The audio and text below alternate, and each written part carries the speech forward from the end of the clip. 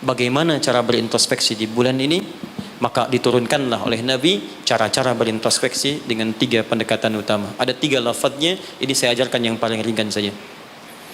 Kalau terkait dengan dosa-dosa keseharian, maka lakukan zikir Nabi Adam. Quran surah ke-7 ayat 23. Saya yakin kita hafal. Rabbana zalamna anfusana wa illam taghfir lana wa tarhamna lanakunanna minal khasirin. Bacakan itu minimal setelah selesai kita salat.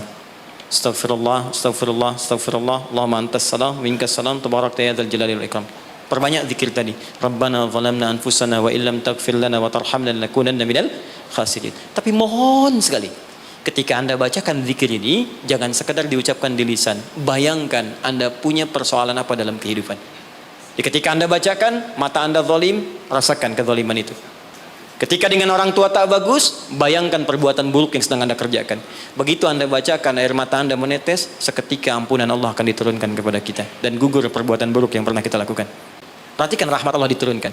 Diturunkanlah waktu-waktu yang istimewa, tempat-tempat yang istimewa, ada waktu, ada tempat, ada momentum yang istimewa yang diturunkan oleh Allah untuk mewujudkan harapan yang kita inginkan itu.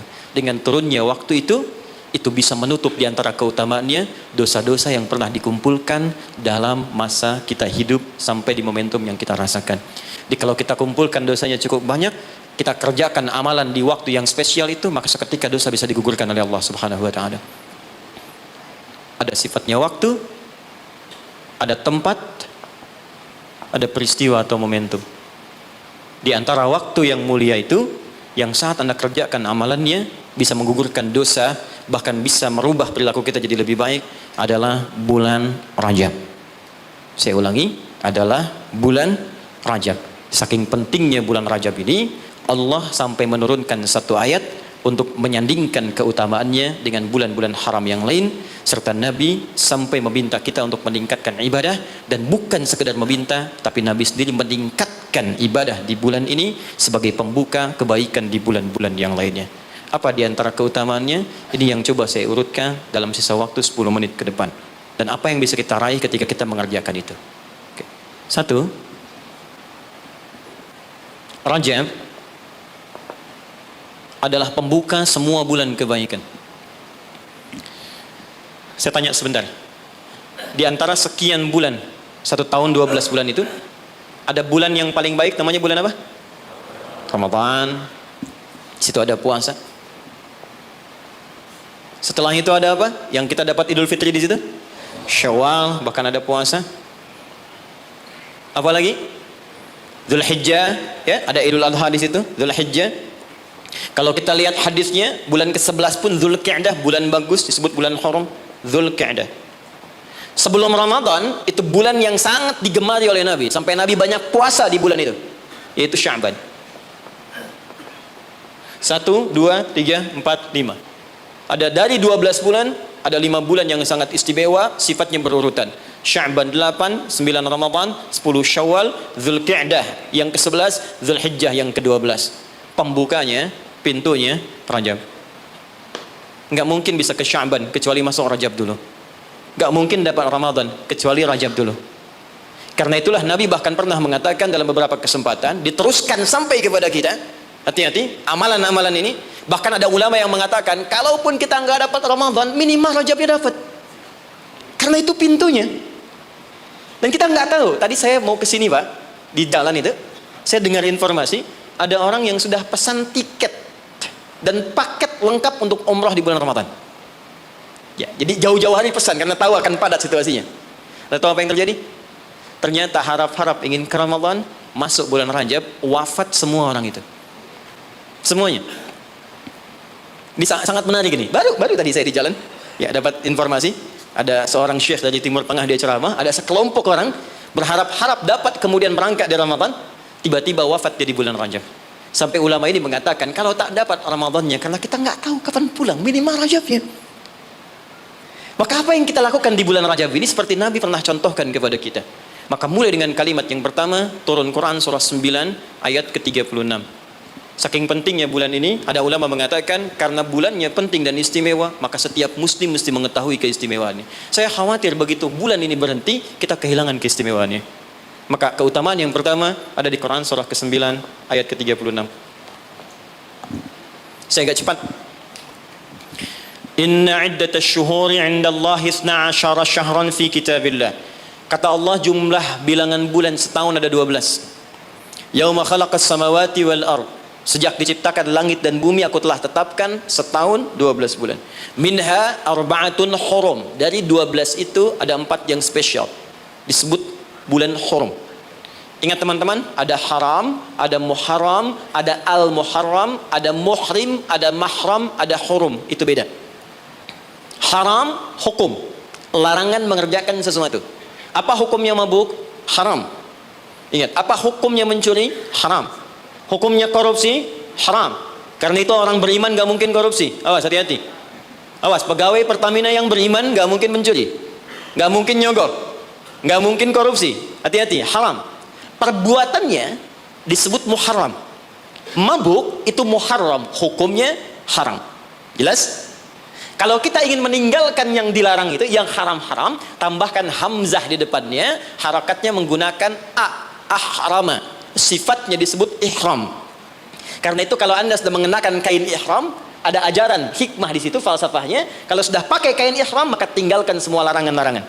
Nggak boleh potong kuku, nggak boleh merusak tanaman, nggak boleh tepuk nyamuk seharga kambing. Anda tepuk, bayar damnya seharga kambing. Ihram. Itu latihan. Maksudnya pulang umroh, pulang haji, sudah terbiasa meninggalkan yang haram. Jangan pulang umroh, korupsinya lebih gede misalnya. Jangan kurang umroh, dosanya lebih banyak. Ya, seperti masuk pom bensin, masuk Pertamina, dimulai dari 0 ya. Nol, kosong lagi. Hilangkan. 1, 2, 3, kosong. Pelakunya disebut muhrim. Kalau dia punya kakak, punya adik yang tidak diperkenankan menikah di antara keduanya, maka disebut mahram namanya. Kalau Anda kumpulkan semua itu, latihan meninggalkan yang haram, terbiasa mengerjakan yang halal, menjauhi yang dilarang, maka disatukan menjadi jamak, bentuknya disebut hurum namanya. Ada 4 bulan disebut bulan hurum, 3 berurutan kata Nabi, 1 terpisah.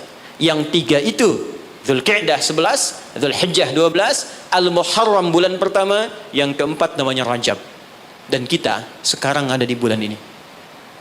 Siapa yang masih ingat sekarang tanggal berapa? Sekarang tanggal 17 Rajab 1441 Hijrah.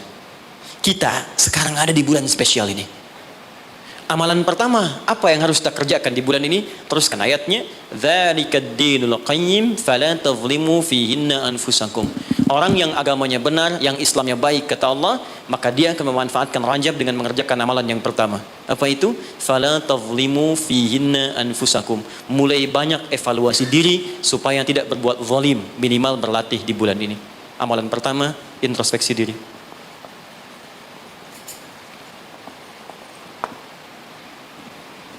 Maaf Pak Ibu, saya tidak bermaksud mengajari, hanya menerangkan apa yang dimaksud oleh Al-Quran.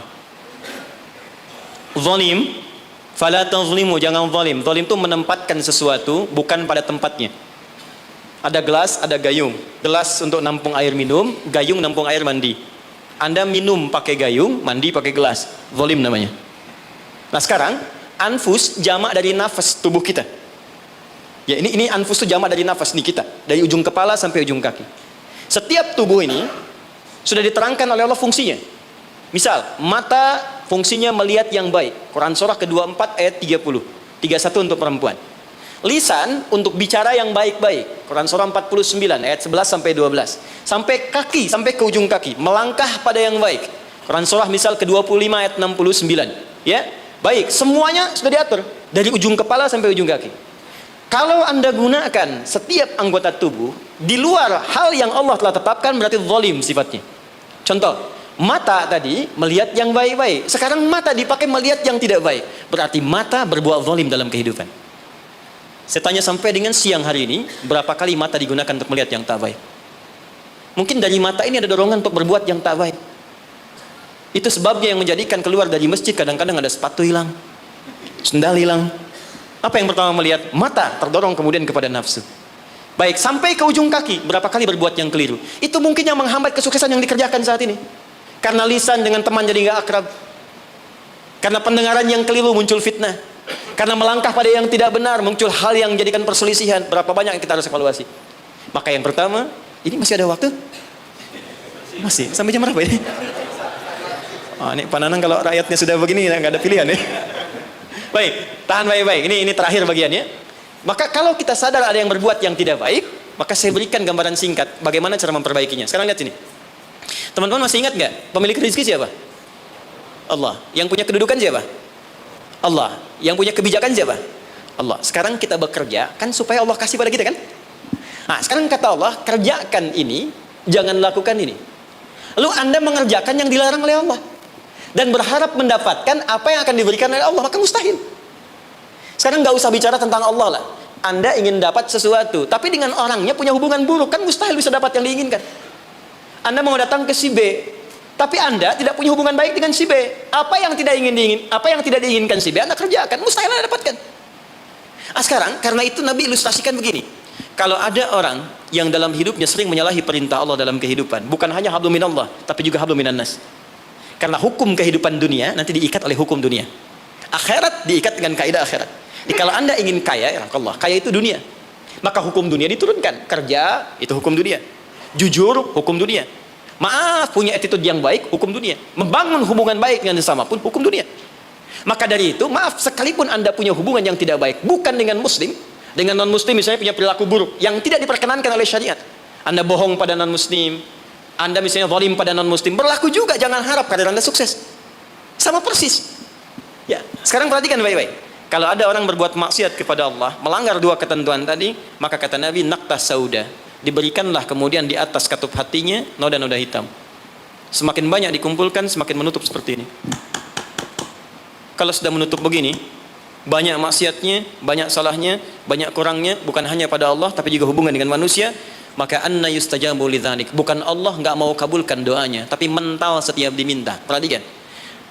Masuk minta, diturunkan, balik, diturunkan, balik, diturunkan, balik.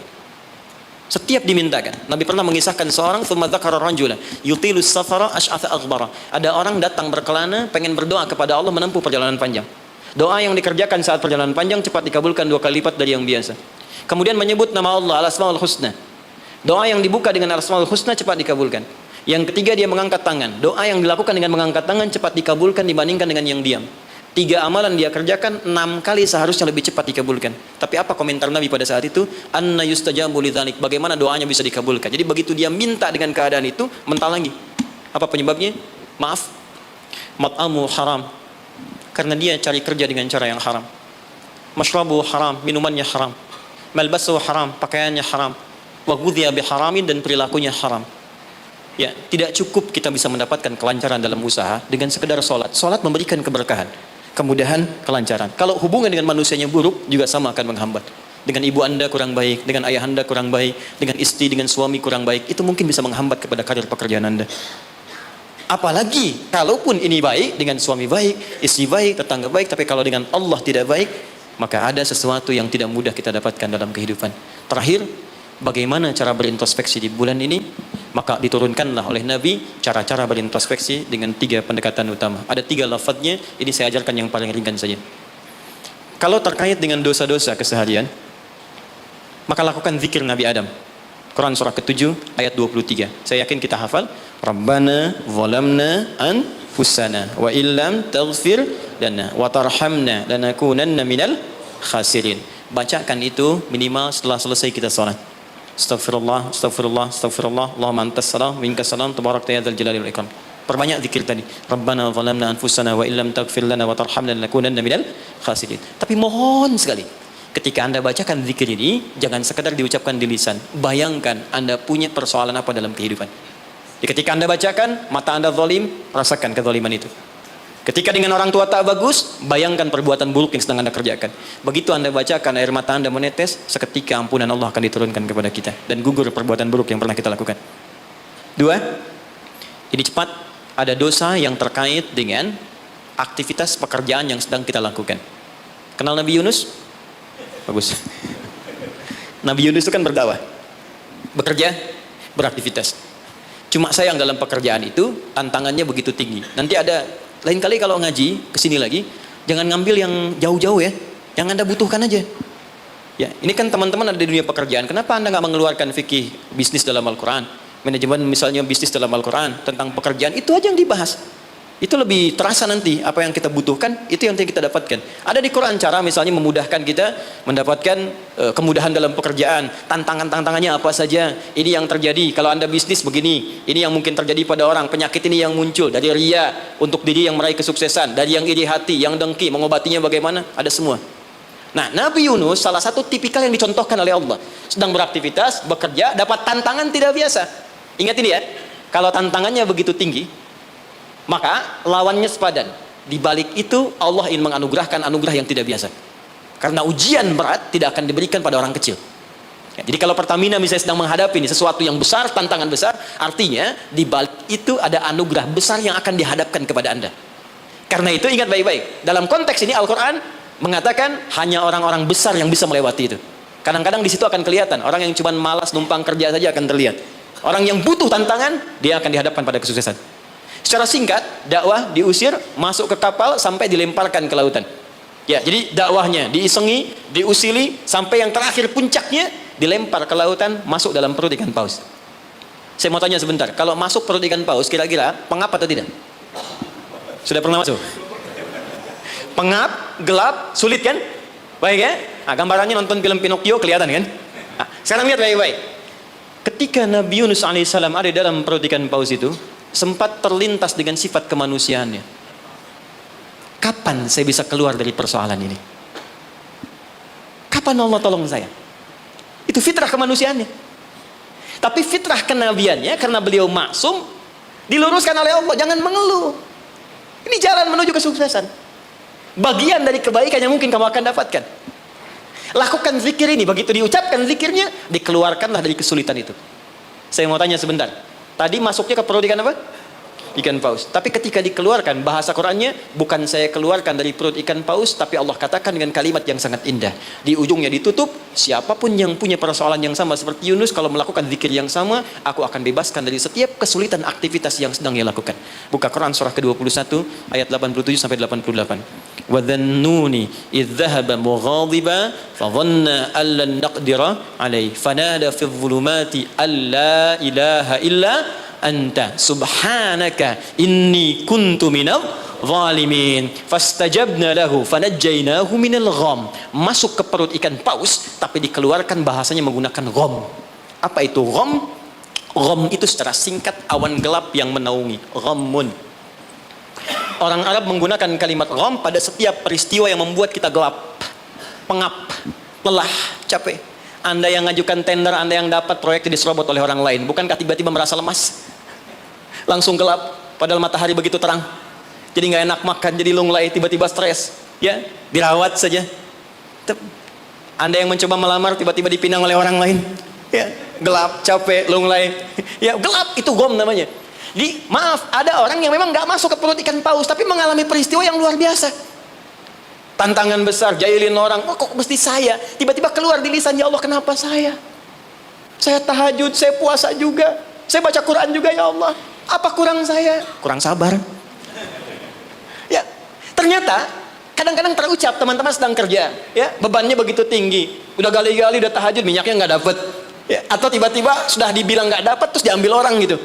Apa yang harus dikerjakan? Itu pernah terjadi. Kata Allah, lakukan zikir Nabi Yunus alaihissalam. Ada yang salah dalam diri kita. Yang ngatur rezeki itu Allah.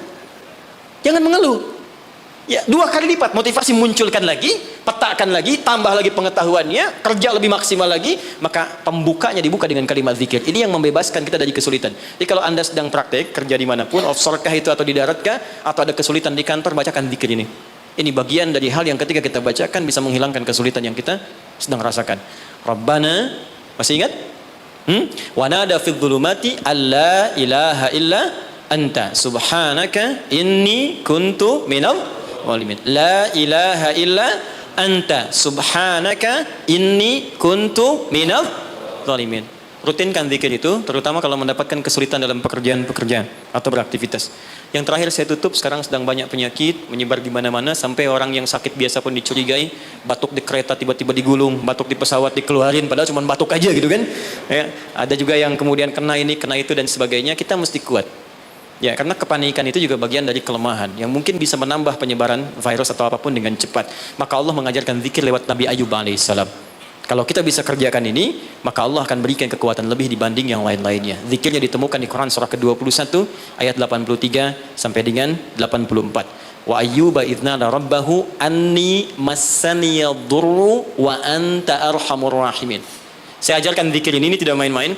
Kalau ada yang divonis penyakit, entah Anda, kerabat Anda, keluarga Anda, sepupu dan sebagainya, dan dokter mengatakan mustahil sembuh, maka bacakan zikir ini. Allah sudah berjanji di ayat 84-nya, siapa yang mengamalkan zikir ini, saya akan sembuhkan penyakitnya, walaupun ia menderita penyakit seperti Ayyub alaihissalam yang tidak pernah dialami orang sebelumnya atau dirasakan orang setelahnya. Karena kadang-kadang ada keluhan ketika sakit. Ya Allah, kenapa saya begini? Ya Allah, kapan sembuhnya? Bacakan zikirnya, anni massaniyadurru wa anta arhamur rahimin. Saya tutup. Rajab, keutamaan yang pertama akan mempercepat anugerah Allah untuk mengampuni dosa-dosa yang pernah berjalan selama hidup kita. Maka isi bulan ini dengan istighfar. Istighfar yang baik, koreksi diri kita. Sehingga saat masuk bulan Ramadan, kita sudah dalam keadaan yang optimal untuk bisa mendapatkan semua kenikmatannya.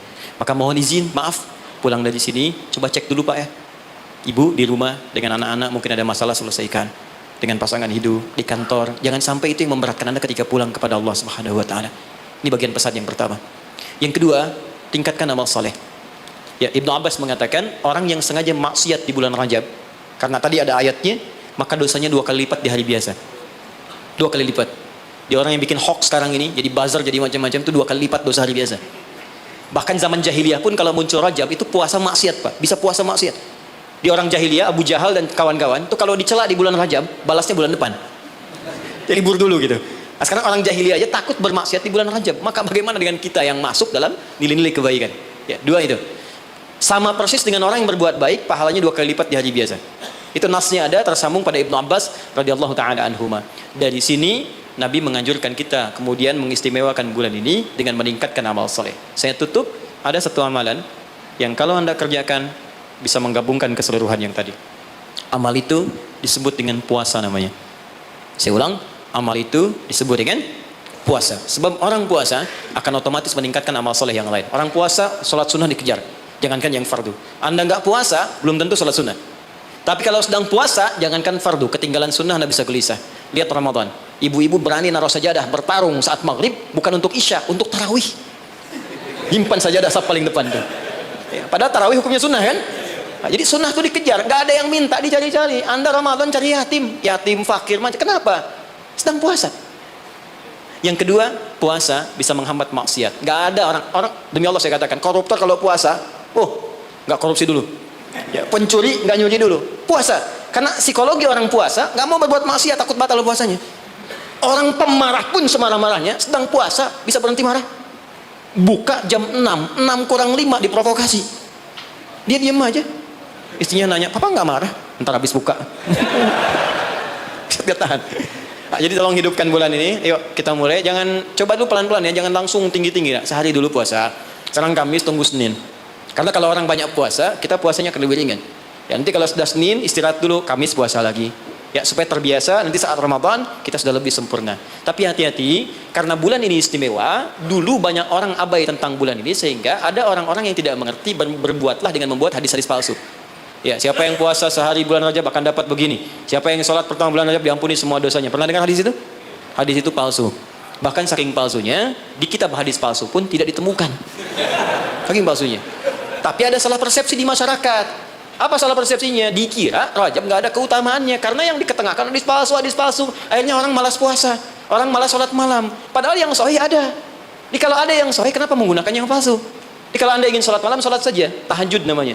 Silakan tahajud, perbanyak malam, tingkatkan ketaatan. Siangnya silakan puasa, gunakan yang sahihnya. Mudah-mudahan dosa kita diampuni oleh Allah Subhanahu Wa Taala. Tidak cukup dengan amin, ya koreksi diri dulu, kemudian perbaiki. Dan terakhir, saya ingin berdoa untuk kita semua.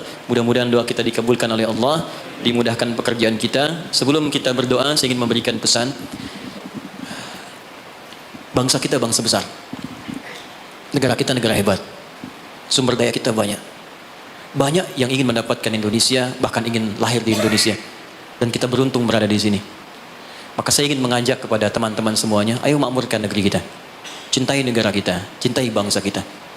Saya pun selalu mengatakan keluar dimanapun saya pergi, dunia-dunia yang saya kunjungi, saya katakan saya sangat mencintai negara saya, bangsa saya, dan saya ajak teman-teman di luar untuk kembali bangun bangsa kita. Dan sekarang yang dibutuhkan oleh bangsa kita adalah orang-orang baik. Yang pintar sudah banyak, tapi tidak cukup mengangkat kehebatan negeri kita dengan pintar saja. Maka saya berpesan pada Anda semua, diri saya pribadi, jadi orang baik. Jadi karyawan yang baik, jadi abdi masyarakat yang baik, dan jadi hamba yang baik. Insya Allah dengan menjadi baik, suami baik, istri baik, pekerja baik, cukup dengan kebaikan itu akan mendatangkan rahmat dan keberkahan bagi kita semua insya Allah. Mari kita mulai dengan doa. Mudah-mudahan doa ini menjadi awal untuk melangkah pada lebih baik di hadapan Allah Subhanahu wa taala. Allahumma taqabbal minna innaka antas samiul alim wa tub alaina innaka antat tawwabur rahim. Allahumma 'allimna ma yanfa'una. Allahumma 'allimna ma jahilna. Ya Allah, mohon ajarkan pada kami pengetahuan yang baik yang mengentaskan ketidaktahuan kami. Allahumma ya Allah, wafiqna bima ta'allamna bihi na'mala bih. Ya Allah, berikan kami kekuatan untuk mengamalkan apa yang telah kami pelajari dan kami pahami. Rabbana la tada' lana fi maqamina hadha wa fi kulli maqamin dhanban illa ghafartah. Ya Allah, jika ada pendosa hadir di ruangan ini, jangan biarkan dia meninggalkan tempat ini kecuali Engkau telah ampuni segala dosa-dosanya. Wala hamman illa farajtah. Jika ada yang tengah gelisah di tempat ini, maka mohon tenangkan keadaan hatinya sebelum ia meninggalkan ruangan ini. Allahumma wala maridan illa syafaitah. Jika ada di antara kami yang tengah Engkau uji dengan penyakit seberat apapun, maka mohon angkat penyakitnya dan sembuhkan keadaan dirinya. Allahumma wala asiran illa yassartah. Ya Allah, jika ada yang ditimpa kesulitan di tempat ini, baik di keluarganya, di pekerjaannya, dalam kehidupan sosialnya, maka mohon dengan keikhlasan amalannya, angkat, hilangkan ya Allah segala kesulitannya. Allahumma rabbana, Allahumma barik lana ya Allah fi kulli umurina wa fi kulli umrina. Ya Allah, anugerahkan keberkahan ya Allah kepada usia kami, kepada umur kami dan seluruh aktivitas kami. Wa taqabbal minna jami' a'malina salihah. Dan mohon ya Allah terima seluruh amal kebaikan kami. Berkahi kami di bulan Rajab ini ya Allah. Bimbing kami untuk berbuat baik ya Allah, dan sampaikan kami pada bulan-bulan kebaikan di Sya'ban, di Ramadan, di Syawal, dan bernilai baik di dalamnya. Rabbana atina fid dunya hasanah wa fil akhirati hasanah wa qina adzabannar. Bifadlika subhana rabbika rabbil izzati amma yasifun wa salamun alal mursalin wa akhiru da'wana alhamdulillahi rabbil alamin. Subhanakallahumma wa bihamdika asyhadu an la ilaha illa anta astaghfiruka wa atubu ilaik. Assalamualaikum warahmatullahi wabarakatuh.